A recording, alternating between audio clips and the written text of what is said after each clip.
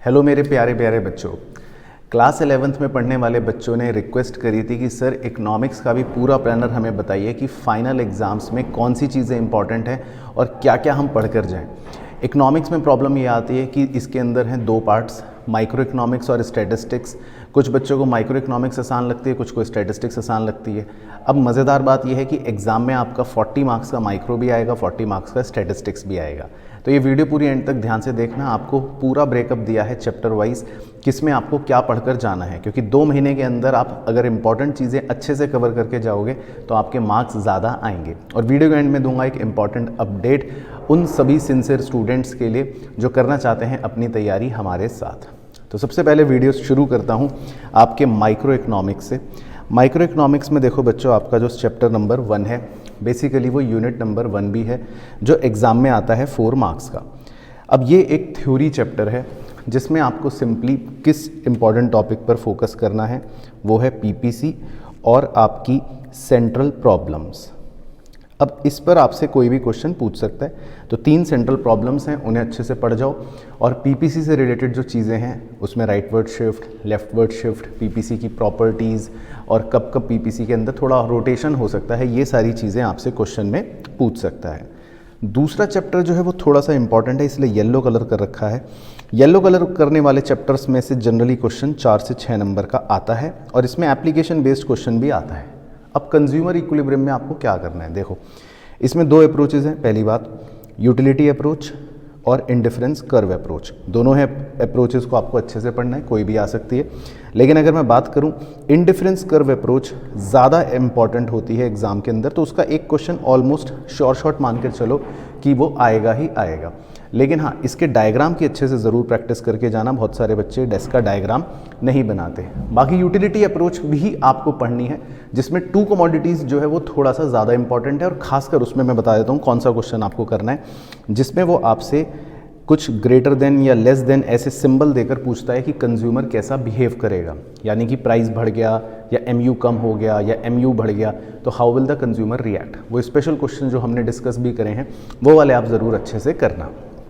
फिर आता है आपका तीसरा चैप्टर, वेरी वेरी इंपॉर्टेंट। चौथा भी वेरी वेरी इंपॉर्टेंट, इसलिए इनको ग्रीन कलर करा है। डिमांड, इलास्टिसिटी ऑफ डिमांड, दोनों रिलेटेड चैप्टर्स हैं। लेकिन अगर पहले डिमांड चैप्टर की बात करूं, इसके अंदर देखो आपको फैक्टर्स अच्छे से पढ़ने हैं। और जो सबसे इंपॉर्टेंट इसमें टॉपिक है जिसका शॉर्ट क्वेश्चन है वो है आपका एक्सपेंशन, कॉन्ट्रैक्शन, इंक्रीज और डिक्रीज, यानी कि जिसको आप कहते हो चेंज इन क्वांटिटी डिमांडेड और चेंज इन डिमांड। ये पूरा जो टॉपिक है इंक्लूडिंग डायग्राम, ये अच्छे से प्रैक्टिस करके जाना। एक क्वेश्चन डिमांड के अंदर इसका तो पक्का आना ही आना है। एक्सपेंशन कब होता है, कॉन्ट्रैक्शन कब होता है, इंक्रीज कब होता है, डिक्रीज कब होता है, ये अच्छे से पता होना चाहिए। और डायग्राम और डिफरेंस इसका अच्छे से करके जाना।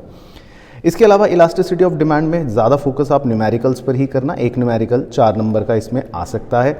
बाकी उसको निकालने के फॉर्मूले हैं, परसेंटेज मेथड भी है, ज्योमेट्रिक मेथड तो खैर आपका नहीं है, लेकिन एक्सपेंडिचर मेथड जो है वो भी आप ज़रूर फार्मूला याद करके जाना। अब जो परसेंटेज मेथड है उसके न्यूमेरिकल्स अच्छे से करके जाना। हमने 10-15 न्यूमेरिकल्स उसके डिस्कस करे हैं, उसमें हर तरह का न्यूमेरिकल कवर हो जाएगा, वो ज़रूर करना है। बाकी डिग्रीज अगर आपसे पूछे, उनके नाम पूछे, वो जस्ट रीड कर लेना, वो ज़्यादा इंपॉर्टेंट नहीं है। ज़्यादा फोकस न्यूमेरिकल की प्रैक्टिस पर ही करना। उसके बाद देखो चैप्टर 5 प्रोडक्शन, ये भी इंपॉर्टेंट है। इसमें आप लॉ ऑफ वेरिएबल प्रोपोर्शन पूरा अच्छे से लर्न करके जाना। और इसमें प्रो टिप आपको ये दे रहा हूँ एग्ज़ाम के लिए कि जो इसकी 3 स्टेजेस हैं, स्टेज 1, स्टेज 2 और स्टेज 3, उन तीनों के रीजंस अच्छे से लर्न कर लेना। क्योंकि या तो किसी भी एक स्टेज का रीज़न पूछ लेता है या पूरा लॉ पूछ लेगा 6 नंबर में। हर स्टेज के बारे में लिखना है इंक्लूडिंग डायग्राम और फिर उसके रीजंस ज़रूर बताने हैं। तो बस इस प्रोडक्शन में रिलेशन तो टीपी और एमपी का थोड़ा सा इंपॉर्टेंट है, लेकिन सबसे ज़्यादा इंपॉर्टेंट है लॉ ऑफ वेरिएबल प्रोपोर्शन, ये ज़रूर करना। उसके बाद देखो कॉस्ट चैप्टर।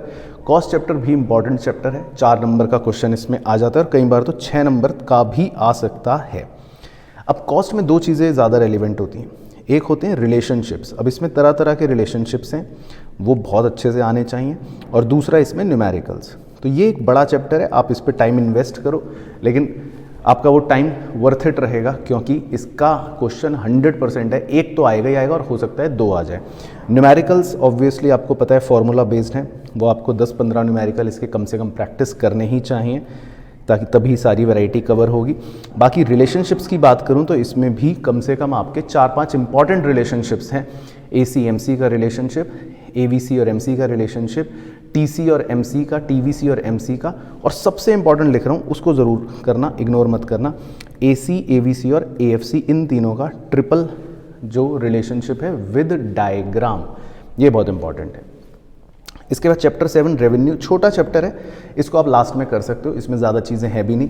इसमें सिंपल आपसे रिलेशन पूछता है, और जो ज़्यादा इंपॉर्टेंट होता है तो TR और MR का रिलेशन पूछेगा या MR और AR का रिलेशन पूछेगा। 2 तरह के मार्केट्स होते हैं, दोनों में एक एक टाइप का रिलेशन है। छोटा चैप्टर है, बस रिलेशन पढ़ के जाओ, ज़्यादा इसमें कुछ करवाएगा नहीं।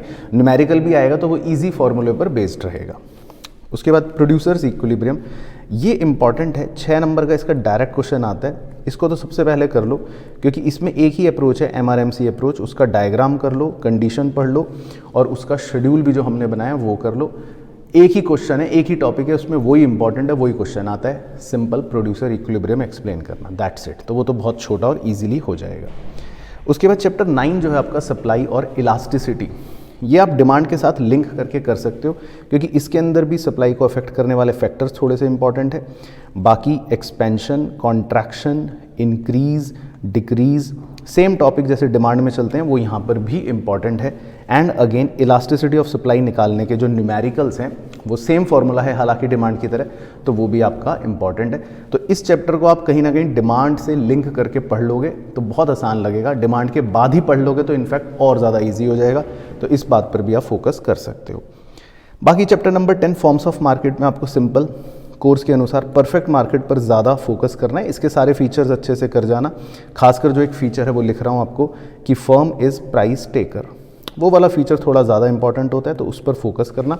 और जो शुरू के 3 फीचर्स हैं उनकी डिटेल याद करके जाना, very large number of buyer and seller, homogeneous product और free entry and exit of firm, बस ये 3 इंपॉर्टेंट हो गए। चैप्टर 11 शॉर्ट चैप्टर है, इसको नहीं छोड़ना है, वेरी इंपॉर्टेंट चैप्टर। इसमें इक्विलिब्रियम कैसे होता है वो तो आपको पता ही है, लेकिन इसमें जो चेंजेस होते हैं वो टॉपिक बहुत इंपॉर्टेंट है, जिसमें डिमांड में चेंज होगा या सप्लाई में चेंज होगा, और सबसे ज़्यादा इंपॉर्टेंट होता है जिसमें साइमल्टेनियसली डिमांड और सप्लाई चेंज होती है। उनके डायग्राम्स की थोड़ी सी प्रैक्टिस ज़रूर करके जाना, वो एग्जाम के लिए रेलिवेंट है। तो ये तो हो गया आपका माइक्रो इकोनॉमिक्स का लेखा जोखा। ये PDF आपके साथ शेयर हो जाएगी, मेरे टेलीग्राम चैनल पर जाना है। अगर आप ये चाहते हो पूरी PDF अपने पास चिपका के रखने के लिए तो वहाँ से जाकर डाउनलोड कर सकते हो। आगे बढ़ने से पहले बता देता हूँ इंपॉर्टेंट अपडेट सिंसियर स्टूडेंट्स के लिए, जो मैंने पहले भी बताया था। अगर आप क्लास 12th के पूरी प्रिपरेशन मेरे साथ करना चाहते हो तो हमारे घर बैठकर आप लाइव क्लासेस के माध्यम से अपनी तैयारी कर सकते हो। डिजिटल चैम्प्स बैच के थ्रू भारत में पढ़ने वाले सभी बच्चे हमारे साथ कोने कोने से जुड़कर अपने घर बैठकर तैयारी करते हैं। अगर आपको अच्छी तैयारी अपने क्लास 12th की करनी है तो आप RKG इंस्टीट्यूट के बस ऐप को डाउनलोड कर लो, बहुत जल्दी उसमें हमारे एडमिशन्स ओपन होने वाले हैं, सारी डिटेल्स भी आपको वहाँ पर मिल जाएगी।